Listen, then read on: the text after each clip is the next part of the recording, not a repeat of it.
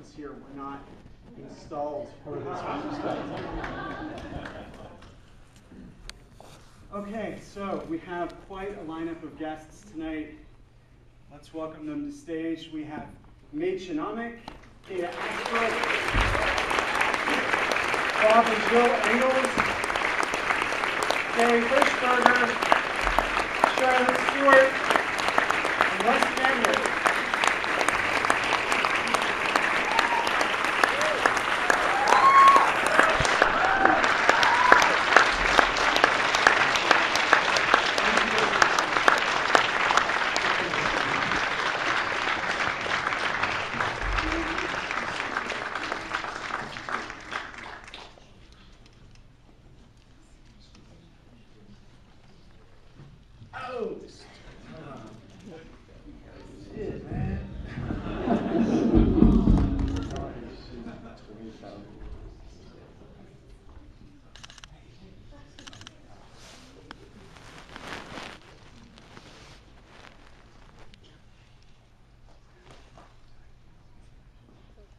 You have to forgive us. We haven't seen each other in a long time.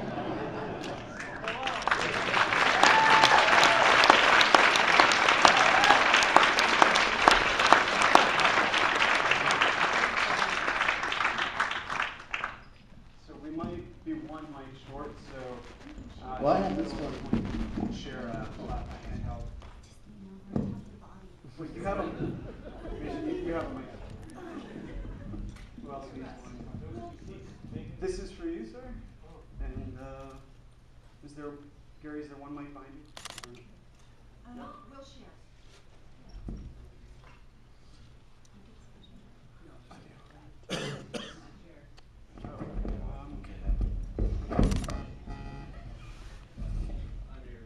Let's take the mic from the audience. There's one underneath. Oh, there's one right there. Done. Thank you. Working? Fantastic. Okay. You working? So, since we have such an amazing collection of stars from the show, I thought we could talk a little bit about how each one of you first got involved from the casting side. We heard an interesting story from Grace Zabriskie last time around that when she came in, she originally read for Lucy. So, I'm curious to know, first of all, how you guys got involved, and if you actually wound up reading for the characters that you wound up playing. You want to start, Russ? Sure. Let me get in the mood here.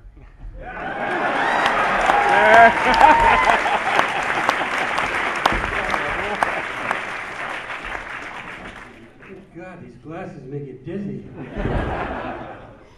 Actually, they do. What they do is the red in them sort of mutes the red out there, so you get this strange kind of three-dimensional. It's like you're on acid or something. Bizarre. It's really very weird. I hadn't worked in a long time, and in fact, I'd never gotten anything that I auditioned for. Every movie I ever made, from Seven Brides and West Side Story, was all offered. I never got anything. I auditioned for 100 things and never did it. I must be horrible in the audition. Something I can figure out. And I was living with Dean Stockwell at the time. We were living up in Laurel Canyon, and I went away to do a play, and Dean and our other friend Dennis Hopper did that other movie for David. What? Blue Velvet? Blue Velvet, yeah. And so when I got back from the play, and Dennis Hopper had a birthday party for David Lynch. It was his birthday, and he had a party. And I think I was the only one that wasn't in that movie that went to the party. I went with Dean and his date, and we went to the party, and David Lynch got this, he got a card. I just happened to be standing next to him, and he got a card that was like a guy, and he was sort of surrounded by a bunch of naked women, you know, and we were all laughing. It had some funny remark, and we were all laughing, And David turned to me and he said, boy, he said, wouldn't you like to be this guy, Russ? And I said, and it was like an opportunity, and I said, what I'd really like is to work for you sometime. And he said, all right, next project. And that's exactly what happened. It was like almost a year later that Twin Peaks came up, at least the pilot came up, and I got a call from my agent, said, David Lynch wants to see you. So I went in prepared to read for whatever part it was, and the first thing he said, and that's all I could remember, is he said, okay, now the part that I want you to do in this is a part of this Dr. Jacoby, and then he went on to talk about him a little bit, and that's all I could think about is he didn't say the part I want you to try out for, but the part I want you to do.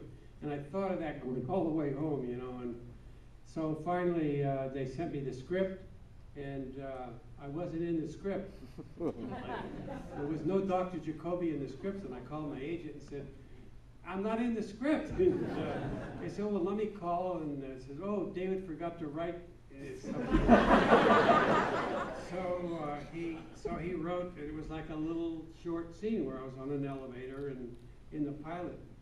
And I wanted it to be weird, I wanted it to be different, so I put earplugs in my ears, so I figured Dr. Jacoby was a psychiatrist that listened to people all day long, and he didn't want to hear anybody, what anybody in the street had to say. So I had that, we had one funny thing happen with David when I told him, I said, I want to wear these earplugs when I do this scene. He said, well, that's great. And I said, and then, you know, when Agent Cooper says, I'm Agent Cooper, and I say, you know, I think the line I ended up using was, did you say Gary Cooper? And, but actually, the first thing I thought of was that, I can't remember his first name now, but it was Cooper, the guy who flew over Oregon, and jumped out of the plane in a parachute, you know, and disappeared, and no one ever heard. So I said, you know, you mean him? And he said, and Lynch said, no, nobody will know who that is. Let's use Gary Cooper. So that's how I use it. So that was the pilot, and then after that, he told me that after the pilot, we didn't do the series for another. God, it seemed like a year went by before we got into the first episode. So I had a whole year to think about it, and he said, but what he told me basically was that my character was going to be this doctor who preys on his patients, that he has sex with his clients. So, you know, I thought about it all year, and I thought, my God, what an incredible part! What an idea! I mean, who else would have greater access? I mean, if he was a sex pervert, you know, and really a womanizer, who would have a better opportunity than a girl's therapist? You know, I mean, you could ask her anything.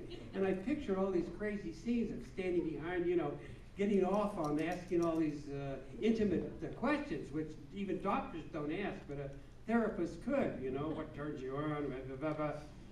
So anyway, when I finally got around to the series, and that never happened. I never did turn out to be that wild guy. It was just somebody who really cared for her, and that's just how I started doing it. That was my experience. But I will say that when I came back for a year, let me just tell you that these glasses, I decided I wanted Dr. Jacoby to wear a pair of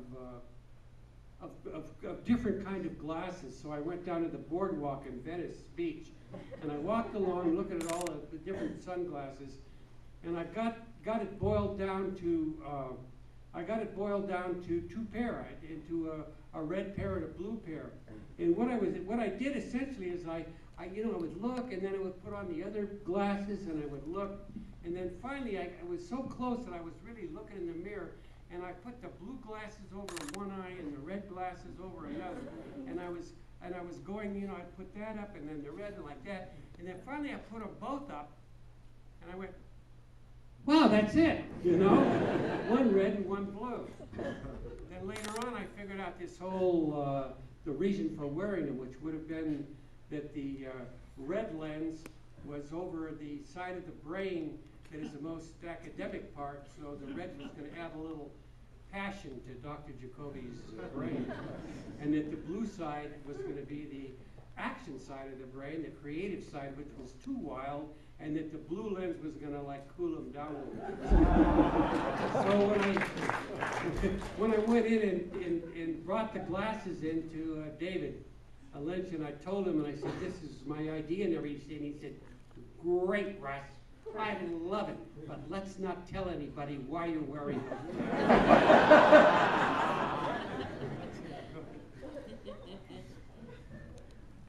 My turn, yes. I was a girl who had just left Reno, Nevada at 16, and I was going to come to Hollywood and become this big actress, and I was modeling, and I was doing commercials, and I was going in and auditioning for Joanna Ray, who was part of Propaganda Films. And she just finally said, I want to bring you back in for this director that I work with a lot, and it's very special, and it's very, can't tell anybody about it. So I was like, okay, and I was actually filming the pilot to Baywatch. And so it was really late at night, and Joanna said, well, we're still waiting for you, just come down when you're done filming. And I was like, it's going to be really, really late. She said, it's okay, we'll wait.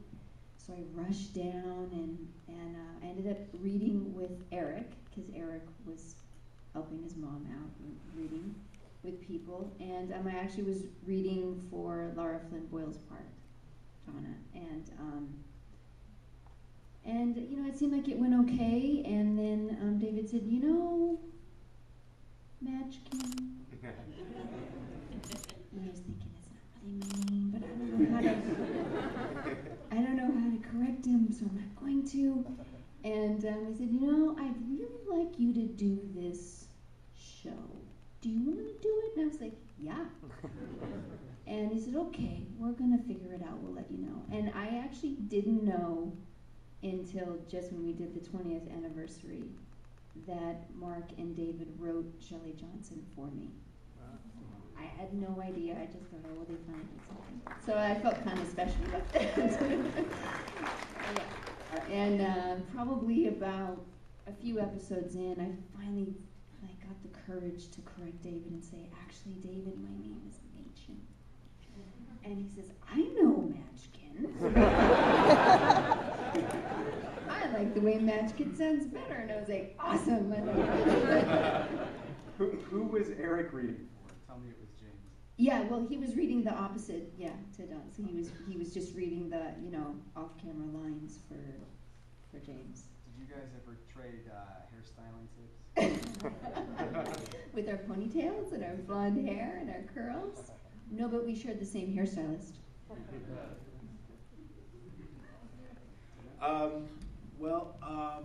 Mine was really kind of similar to Mädchen's. Joanna Ray. Joanna Ray was casting Amazing Stories at the time. This is Spielberg TV show, and I auditioned for that a bunch of times and never got it.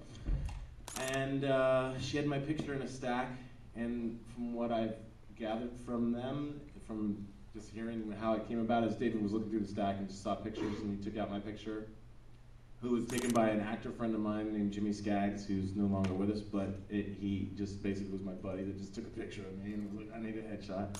And David liked the picture, and that was it. And then I met with David and Mark, and when I went in for that meeting, Eric was sitting out in the office because he was always there with Joanna, and he always read with everyone. And Eric was like, man, did you read the script? I was like, yeah, crazy. Northwest Pass was really crazy. And he was like, yeah, the lady with the patch and the eye and the drape runners and everything. And I was like, yeah, that was really crazy, weird. And it was like I hadn't articulated it. I'd read it, but I hadn't talked about it to anyone. And so it was really strange to hear it out loud.